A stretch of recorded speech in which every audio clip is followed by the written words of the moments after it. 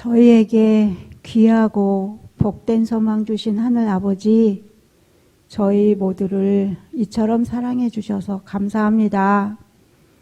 23년도도 저물어가는 이때에 연말 기도의 주간도 허락해 주시고 또 각자의 삶도 돌아보며 회개할 수 있는 믿음과 마음으로 임하게 하여 주시옵소서. 주님, 요즘 전쟁의 소문이 끊이지 않고 정말 천하보다 귀한 목숨들이 죽는다는 소식을 접할 때마다 너무 안타깝고 마음이 너무 아픕니다. 아버지, 모두 다 불쌍히 여겨주시고 빨리 전쟁이 종료될 수 있도록 도와주시옵소서. 주님, 우리 대한민국을 또 보호해 주시고 지켜주셔서 감사합니다. 우리나라를 통하여 세계 방방곡곡에 주님의 복음이 전파되는 축복도 이루게 하여 주시옵소서. 그리고 우리 교회에 선한 사마리아인들이 많이 일어나는 우리 교회가 되게 도와주시옵소서. 주님 계신 지성소에 열린 문을 통하여 믿음으로 예수님을 만나는 믿음의 경험도 모두가 다 할 수 있도록 도와주시옵소서. 그리고 옛날 이스라엘 백성들이 가졌던 대속죄일의 경험의 삶을 우리도 살 수 있도록 도와주시고 주님으로부터 죄를 용서받고 도말까지 받고 성령을 선물로 받는 축복도 다 누릴 수 있도록 도와주시옵소서. 주님, 전국 각지에 계신 우리 목사님들 건강에 축복 주시고 주님의 사명 잘 감당하게 하여 주시옵소서. 짐이 무겁게 느껴질 때마다 가볍게 해주시는 주님을 바라보면서 힘을 얻는 사역자들 되게 도와주시옵소서. 성도와 목사님들에게 선한 뜻 이루며 협력하여 부흥하는 우리 교회가 되는 역사가 일어나게 도와주시옵소서. 주님, 이 시간까지 우리 각자의 삶을 구비구비마다 인도해 주시고 외롭고 아플 때마다 우리를 주님 등에 업고 인도해 주신 주님의 사랑과 은혜 감사드립니다. 연말 잘 정리하고 새로운 각오와 결심으로 새해 맞이하는 우리 모두가 되도록 도와주시옵소서. 정말 지금까지 우리 기관과 교회를 인도해 주신 우리 예수님 이름으로 감사하며 기도드립니다. 아멘.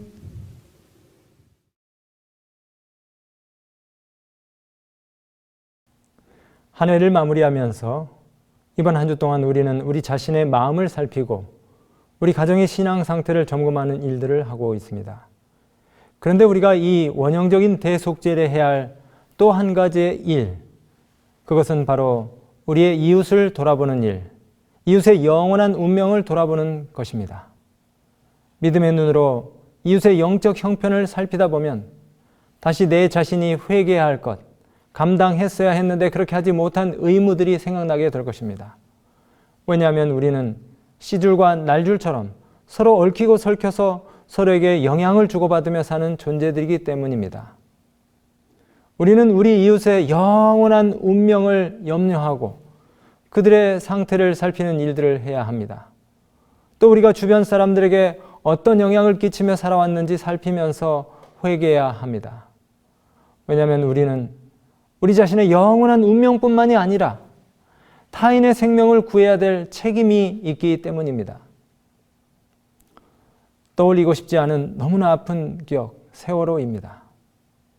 2014년 4월 16일 오전 8시 50분경 전남 진도 조도면 부근 해상에서 안산 단원고 교사와 학생들을 포함한 승객 476명을 세운 여객선이 전복되어 침몰한 사고가 발생했습니다.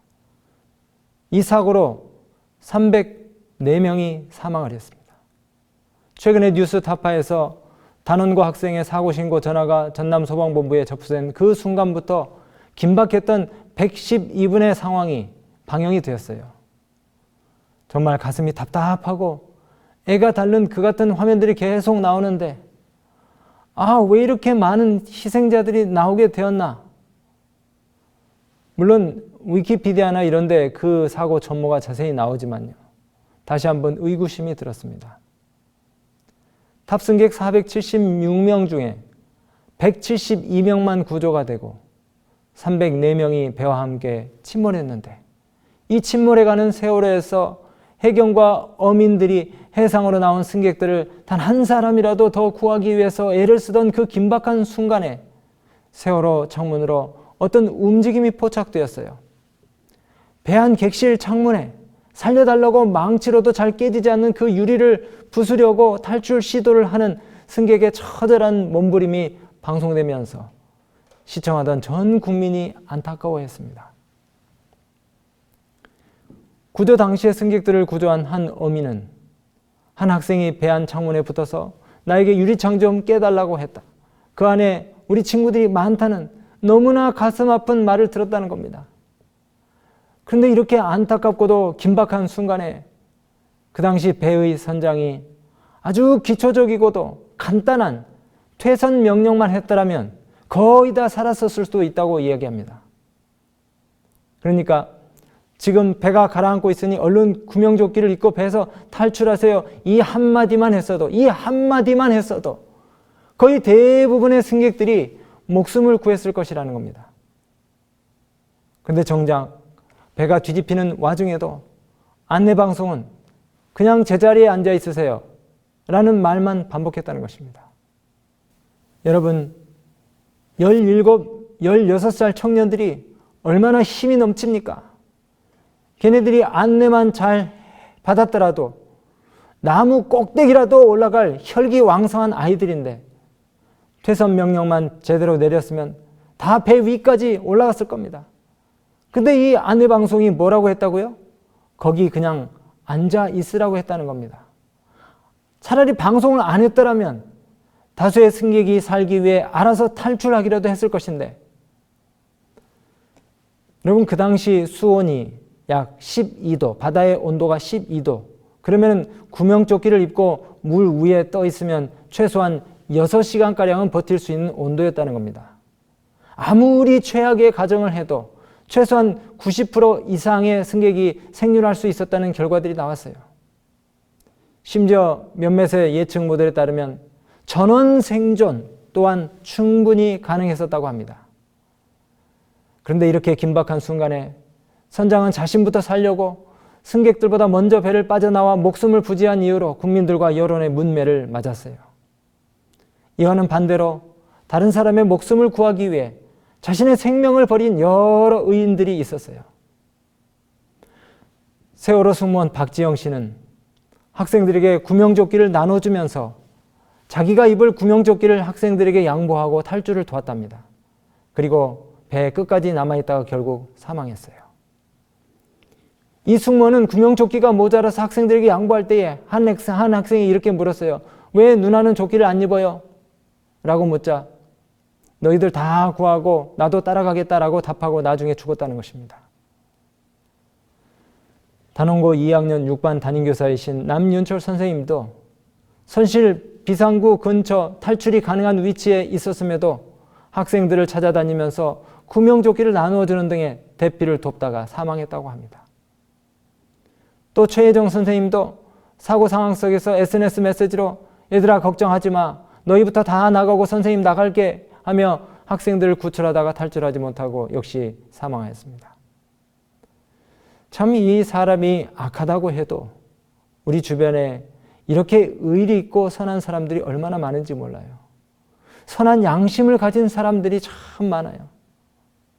그런데 어쩌면 우리도 종말을 향해 침몰해가는 이 지구를 앞에 두고 내 목숨만 부지하려고 이웃 구원에 대한 막중한 책임과 의무를 망각한 채 세상살이에 몰두해 있지 않나 살펴봐야 합니다. 우리가 너무도 분주하고 복잡한 시대에 살고 있어요. 내 삶에 몰두하여 다른 사람의 구원에 대하여 무관심할 때가 많습니다. 주님께서 물으실 것입니다. 내가 너에게 맡긴 내 아름다운 양떼는 어디 있느냐? 근데 우리는 주께서 이렇게 물으실 때에 뭐라고 대답할 것입니까? 내가 내 아우를 지키는 자니까 라는 너무도 무책임하고 당돌한 반응을 보일 수 있어요. 누가복음 18장에 보니까 한 부자 청년이 예수님께 와서 선한 선생님이여, 제가 무엇을 하여야 구원을, 영생을 얻으리까 하고 물었어요. 어릴 때부터 계명들을 다 지켰노라고, 완벽하게 지켰노라고 자부하는 이 청년에게 주님이 뭐라고 말씀하셨어요? 주님은 사랑 어린 눈빛으로 이 청년에게 이렇게 말씀하셨어요. 그러나 너에게 아직도 한 가지 부족한 것이 있으니 내게 있는 것을 다 팔아서 가난한 자들에게 나눠주라. 그리하면 하늘에서 내게 보화가 있으리라. 그리고 와서 나를 따르라 말씀하셨어요.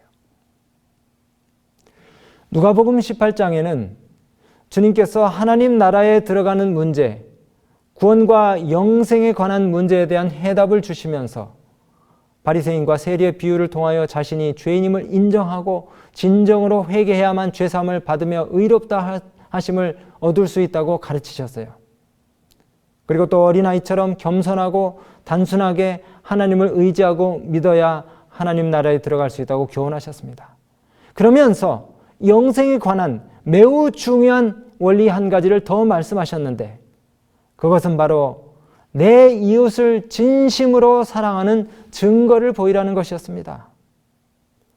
그것은 바로 그의 소유를 다 팔아서 가난한 자들을 도와주라는 것이었어요.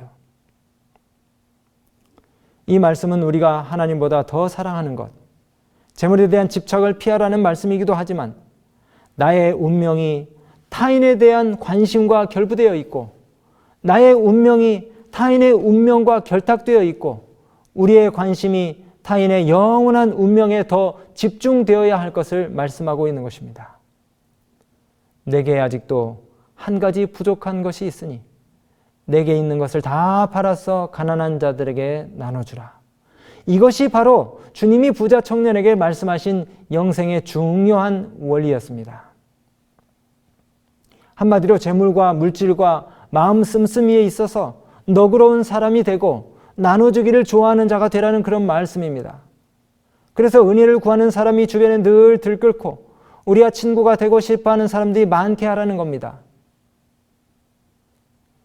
우리의 교회들이 부흥하려면 먼저 우리 마음의 이기심을 제거하는 일부터 시작해야 합니다. 우리 자신의 호주머니를 털어야 합니다. 교회 재정을 아껴서 우리끼리 먹고 마시는 일에만 써서는 안 됩니다. 그렇게 하면 친목계나 동호회 모임과 전혀 다를 것이 없죠. 우리 교회의 존재 이유와 목적이 무엇입니까? 바로 구원과 봉사입니다. 우리가 한 봉사의 결과가 나타나지 않는다 할지라도, 사람들이 반응을 보이지 않는다 할지라도 순수한 마음으로 하는 봉사에 대해 주님께서 보답해 주실 것을 믿지 않으십니까? 우리 교회가 전기세, 수도세, 임대세 내고 점심 식사, 행사 운영비 등 교회 운영만을 위해서 재정을 쓴다면 아무런 역사도 일어나지 않을 것입니다. 지역을 위해서 우리가 가진 것을 나누고 베풀 때에 역사가 일어나는 것이에요. 우리가 개인적으로나 교회적으로 우리 지역에서 선한 봉사를 많이 하고 칭찬 듣는 하나님의 교회가 되어야 합니다. 제가 이번에 이야기하기를 참 좋아하는데요. 한국의 슈바이처, 또 우리 곁에 살다 간 성자 혹은 작은 예수로 불렸던 성산 장기려 박사님의 이야기입니다. 이분이 1947년 6.25 전쟁이 있기 전 김일성 의과대학, 김일성 대학 그 의과대학의 외과학 강좌장, 오늘날로 하면은 학부장을 맡으신 분이었어요. 1948년에는 환자들에 대한 너무도 헌신적인 그 태도를 인정받아서 북한 최초로 박사학위를 받게 된 분입니다. 기독교인이지만 심지어 김일성 대학에서도 수술을 하기 전에 기도를 하고 수술을 하셨다는데요. 그런데도 박사학위를 받았으니까 정말 대단한 분이죠. 아마 김일성도 이분을 무척 신뢰하고 사랑했다고 하더라고요. 이제 기독교 탄압이 심해지면서 6.25 전쟁이 일어난 후인 1950년 12월 아내와 아이들을 북한에 두고 둘째 아들만 데리고 부산까지 피난을 내려옵니다.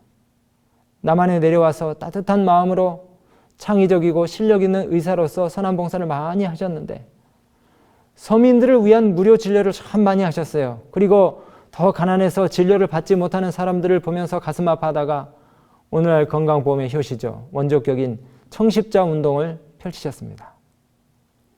이 장기려 박사님의 미담이 너무나 많은데요. 그 중에 한 번은 어떤 남루한 사람이 장기려 박사님에게 치료를 받은 후에 처방전을 가지고 간호사에게 갑니다. 약을 짓기 위해서 처방전을 받은 이 간호사가 그 내용을 보고 눈이 휘둥그레졌어요. 왜냐하면 처방전에 이렇게 쓰여 있었거든요. 이 환자에게 닭 2마리 값을 내주시오. 처방전을 읽어본 이 간호사가 너무 어처구니가 없고 어이없어서 이 처방전을 쓴 장기려 박사님에게 갔습니다. 근데 박사님이 선한 웃음을 지으며 이렇게 말씀하십니다. 나는 의사고 의사는 아픈 사람을 치료하는 사람이요. 근데 이 환자는 딱히 아픈 곳이 있는 것이 아니라 영양실조에 걸린 것이니 그러면 의사는 어떻게 해야 되겠어? 이 사람 몸보신하는 것이 최선의 처방이니 또 약 대신 닭 2마리 정도를 먹을 수 있도록 해주는 것이 옳지 않겠어? 내 월급에서 떼시오 라고 하셨다는 겁니다. 얼마나 마음이 따뜻해집니까? 또 한 번은 퇴원해야 할 환자가 이 장기려 박사님 병원장을 찾아옵니다. 입원비가 너무 밀려있기 때문에 원무과에서 퇴원을 시키지 않고 있었던 것이죠. 사정을 호소하는 이 환자에게 잠시 고민하던 병원장이 이 장기려 박사가 이렇게 이야기합니다. 그럼 밤에 내가 뒷문을 열어놓을 테니 몰래 도망치시오. 예? 깜짝 놀라며 이 방문하는 환자에게 장기려 박사님이 웃으며 또 이렇게 말씀하십니다. 어쩌겠소? 돈은 없고 병원 방침은 통하지 않고 일단 당신 돈을 벌어야 가족도 먹이고 또 살 수 있으니 그리고 병원비도 갚을 수 있으니 그렇게 해야 하지 않겠소? 다음날 아침 원무과에서 난리가 난 것은 당연하겠죠. 이런 미담이 참 많이 있는데요. 이분에 대해서. 이것보다 더 감동적인 것은 이 장기려 박사님이 기독교인이었기 때문에 성경 연구도 많이 하셨고 또 예수님 닮기를 늘 소원하시면서 사셨는데 죽기 전에 자신의 묘비에 이렇게 써달라고 유언을 남기셨다는 것입니다. 주님만을 섬기다 간 사람. 1995년 12월 25일 이분 임종시에 남긴 재산이라고는 1,000만 원이 들어있는 통장 하나였습니다. 그런데 그마저도 간병인에게 다 주고 가셨다는 것입니다. 근데 이분이 아내와 자녀를 북에 두고 온 이산 가족으로 45년간 혼자 사시면서 얼마나 북에 두고 온 가족들을 그리워했겠습니까? 1985년 이산 가족 고향 방문단을 결성할 때에 나라에서 박사님을 대표 중에 한 사람으로 내정했고요. 그 다음에 이분을 북한에 갈 수 있는 기회, 자기의 가족들을 만날 수 있는 기회를 제공해 주었어요. 그런데 이분이 그 호기를 거절하고 북한에 가족을 두고 온 1천만 이산 가족들이 있는데 어찌 나만 특혜를 받겠느냐라면서 정부의 제안을 오히려 거절하고 다른 사람들에게 자기의 기회를 양보했다는 겁니다.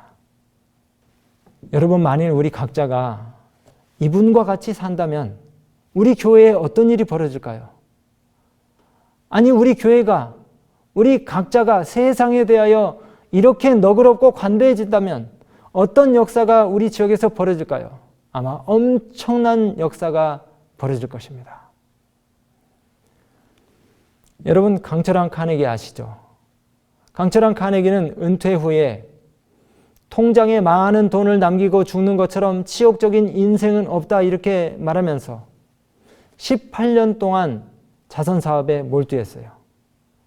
그래서 뉴욕에 900만 달러를 기부해서 공공도서관을 짓게 하고 전 세계에 2,509개의 도서관을 지었어요.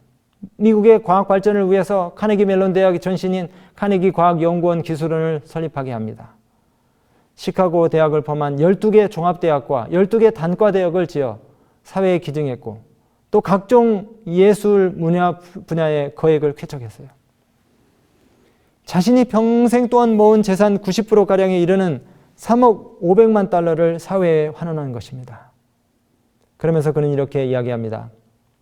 자녀에게 물려준 많은 유산은 의타심과 나약함을 유발하고 비창조적인 삶을 살게 한다. 라는 그런 이유에서 부의 대물림을 혐오했다는 것입니다. 여러분, 잠언 19장 6절에 이런 말씀이 있습니다. 너그러운 사람에게는 은혜를 구하는 자가 많고 선물 주기를 좋아하는 자에게는 사람마다 친구가 되느니라. 이러한 나눔의 정신을 실천할 때에 우리의 가정과 교회에 진정한 부흥이 일어나고 역사에 남을 만한 일들이 많이 일어날 것입니다. 종교개혁자 마르틴 루터는 이런 얘기를 했어요. 사람은 세 가지 면에서 진정한 회심을 해야 한다. 첫째는 머리가 회심해야 하고, 둘째는 가슴이, 셋째는 지갑이 회심해야 한다고 했습니다.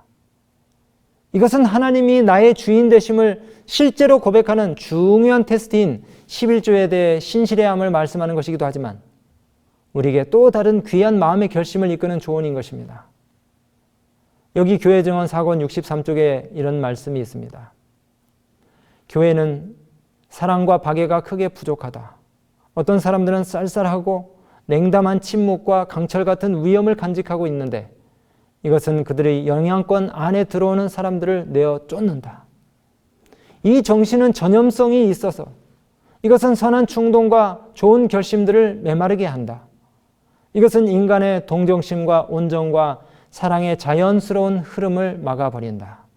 그리고 이것의 영향 아래 사람들은 너무 위축되고 그들의 사교적이고 너그러운 특성들은 사용되지 않으므로 파괴되고 만다. 기독교는 베풀음의 종교이고 희생의 종교이며 너그러움과 나눔의 종교이고 헌신의 종교입니다. 사도행적 339쪽에 이런 말씀이 있더라고요. 너그러운 정신은 하늘의 정신이다. 이 정신은 그리스도의 십자가의 희생에서 최고로 나타난다.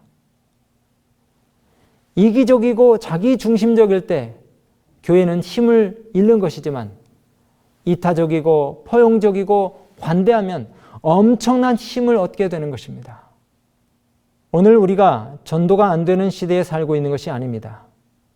우리 삶의 방향과 초점이 어디에 있는지 확인하고 점검해야 합니다. 그리고 정말 전도가 잘 될 수 있도록 하나님께서 주신 방법들이 있는데 그것을 우리가 실천하기만 하면 되는 것입니다. 여러분, 영혼권에 대한 간절한 열망들이 다 있으시죠? 우리가 어디서부터 시작해야 어떻게 해야 잘 할지 몰라서 그렇지 아마 다 영혼권에 대한 강력한 책임감 그리고 주께로 사람들을 인도하고픈 그런 염원을 다 갖고 계실 것이라고 그렇게 확신합니다. 전도는 매일의 일상생활 속에서 실생활 속에서 잔잔하게 기도로 시작되는 것입니다. 그리고 관심을 기울이며 우리의 마음과 사랑을 담아서 꼭 전도하고픈 사람들에게 뭔가 사랑과 나눔을 실천함으로 열매가 맺히는 것입니다. 20년 전 어느 화요일 제가 설교 준비를 하고 있는데요. 서울 중랑구 한 교회 집사님에게서 전화가 왔어요. 목사님, 그 교회 근처에 문정 주공아파트 있죠? 백사동 804호에 저희 조카가 사는데 그 조카 며느리를 제가 전도하고 싶어서 전화를 드려요. 혹시 시간 되시면 방문 좀 가주실 수 있나요? 제가 저희 조카 며느리를 전도하고 싶어서 여러 해 동안 시조도 보내고 또 명절 때 선물도 사서 보내고 만나면 신앙 얘기를 해왔는데 며칠 후면은 저희 조카 며느리 생일이라서 오늘 제가 저희 조카 며느리 이름이 새겨진 성경과 찬미를 보내려고 하는데 좀 전달해 주세요. 참 목회자에게는 이런 전화는 매우 반가운 전화입니다. 그래서 제가 그걸 가지고 저희 집사님 한 분과 방문을 갔는데 처음 만났는데도 마치 잘 아는 사이인 것처럼 문도 잘 열어주고 이 얘기 엄마가 집 안으로 들어오라고 해서 들어가서 편안하게 이야기를 나눴어요. 그렇게 방문을 마치고 이제 나오려는데 이 애기 엄마가 다음 주부터 당장 교회를 나오겠다는 거예요. 그래서 안식일이 오기를 기다렸죠. 근데 정말 이 애기 엄마가 딸이 셋이 있는데 아이 하나는 들쳐업고 2명은 손을 잡고 오토바이를 타고 교회에 나오는데 무려 4명이 한꺼번에 교회를 나오게 되었어요. 이 엄마가 얼마나 씩씩한지 새벽에는 우유 배달을 하고 또 신문 배달을 하고 갓난아기를 들쳐업고 오토바이를 타고 테니스를 배우러 다닐 정도로 활동력이 대단한 애기 엄마였습니다. 교회에 처음 출석하자마자부터 솔선수범해서 안식일에 설거지를 하고 금세 든든한 일꾼이 되었어요. 그 시모가 꾸준히 잔잔하게 끼쳤던 사랑의 감화와 편지의 위력이 대단하다는 것을 알았습니다. 여러분, 관심이 필요합니다. 사랑이 필요해요. 몸이 아픈 사람들, 마음이 아픈 사람들, 일상에 지친 사람들, 열등감과 패배감과 우울증에 시달리는 사람들, 재정적인 문제로 고민하는 사람들, 관계의 문제로 힘들어하는 사람들, 외로운 사람들에게 전화해서 안부를 묻고 기도해주고 선물을 보내세요. 영혼 구원은 간절함에서부터 시작됩니다. 관심으로부터 시작되고 기도로부터 시작돼요. 출애굽기 32장 32절에 그러나 합의하시면 이제 그들의 죄를 사하여 주옵소서. 그렇지 않사오면 원컨대 주의 기록하신 책에서 내 이름을 지워버려 주옵소서. 자신의 이름이 생명책에서 지워질지언정 우상 숭배로 망하게 될 자신의 민족을 죄와 심판에서 구원해 주실 것을 소원했던 모세처럼 나의 형제 곧 골육의 친척을 위하여 내 자신이 저주를 받아서 그리스도에게서 끊어질지라도 원하는 바로라 했던 바울처럼 인자가 온 것은 섬김을 받으려 함이 아니라 도리어 섬기려 하고 자기 목숨을 많은 사람들의 대속물로 주려 함이라 하셨던 예수님처럼 주님, 내 자녀를, 내 남편을, 내 조카를, 내 친구를, 이웃을 구원하자 하는 열망을 주십시오라고 기도하십시오. 우리 예수님이 그렇게 하셨어요. 주님이 개개인에게 보이신 이 열성들을 한번 생각해 보세요. 삭개오에게, 사마리아 여인에게, 그리고 수로보니아 여인에게, 수로보니게 여인, 그리고 막달라 마리아에게 한 영혼 한 영혼을 사력을 다해 부르시고 그들의 구원을 혼신의 힘을 다해 일하셨잖아요. 나의 형제 자매들이여, 멋을 부리기 위하여 많은 시간과 돈을 허비하지 말라. 이런 일을 행하는 자들은 다른 사람들을 위로해 줄 수 있고 필요한 정신들을 따뜻한 온정으로 대해 줄 수 있는 많은 일들을 이행치 않은 그대로 내버려 두게 될 것이다. 우리의 모든 신자들은 다른 사람들이 생애 가운데 빛과 소망을 불어넣을 수 있는 많은 기회들이 이를 때마다 그 기회들을 성실하게 개발시키는 방법을 연구할 필요가 있다. 우리들의 사상이 자기 자신에게만 집중되어 있다면 우리들은 어떻게 이런 기회들을 개발시킬 수 있을까? 자아 중심의 사상을 가진 자는 다른 사람들과 자기 자신에게 많은 축복을 가져다 줄 수 있는 많은 기회들을 잃어버리게 된다. 어떤 환경에서든지 자기 자신에게 내가 어떻게 다른 사람을 도울 수 있을까 하고 묻는 것은 그리스도의 종의 마땅한 의무이다. 이번 기도 주간에 우리는 인색과 탐욕의 정신을 회개하고 희생과 나눔의 정신을 배양해야 할 것을 다짐해야 합니다. 하나님의 사업이 돈이 부족해서 천연되는 일이 없어야 합니다. 사실 우리는 우리의 이 식욕과 취미와 만족을 위해서 너무 많이 소비하고 지출합니다. 우리의 관심을 빼앗는 것들이 너무나 많아요. 그러나 다시 한번 우리의 생각과 관심과 뜻을 영혼들을 인도하는 일에 집중시키고 또 그분들을 위해서 우리가 가진 것들을 나눔으로 베품과 사랑을 실천함으로 인해서 예수님을 받아들이고 영접하는 우리의 이웃들이, 우리의 친척들이 예수님을 받아들이고 영접하는 역사를 보게 되시기를 간절히 바랍니다. 추수할 것은 많되 일꾼은 부족하니 추수할 주인에게 보내어 추수할 일꾼들을 보내어 주소서 하라. 여러분, 진짜 이 마지막 세대에 일꾼 결핍 현상이 일어나지 않도록 우리 각자가 자원해서 하나님의 인력 사무실 앞에 줄을 서고 주께서 우리에게 맡기신 일들을 잘 감당하기 위해 대기하는 헌신하는 우리 하나님의 신실한 종들이 다 되시기를 간절히 바랍니다. 주님이 이 땅에 오신 목적이 무엇입니까? 잃어버린 자를 찾아 구원하시기 위해 이 땅에 오셨다고 하셨어요. 여러분, 하나님 나라에 거듭난 그리스도인들은 선교사로서 다시 태어난다고 했어요. 거의 참을 수 없는 열성을 가지고 천사들이 우리의 협력을 기다린다고 했습니다. 어떤 협력입니까? 영혼을 주께로 인도하기 위해서 천사들이 우리의 협력을 기다린다고 했습니다. 우리 주께서 개인적으로 사람들을 찾아가셔서 그 영혼들을 구원하신 것처럼 우리 주변에 있는 사람들, 우리의 가족들, 우리의 친척들을 인도하는 일에 하나가 되는 우리 모든 믿음의 가족들이 다 되시길 바라면서 말씀을 마칩니다. 아버지, 인색함과 몰인정으로 일관했던 지난 우리의 삶을 회개하고 희생과 헌신 그리고 나눔의 정신을 실천하려 합니다. 그리고 주변에 무관심하여 돌아보지 못했던 우리의 이웃들 그리고 친척들을 주께로 인도하는 일에 우리 주님이 보이신 모본을 따르려 합니다. 추수장에서 우리를 부르시는 추수장 예수님의 마음을 흡족하게 해드리는 우리 모두가 되게 하여 주시옵소서. 귀하신 예수님 이름으로 기도드리옵나이다. 아멘.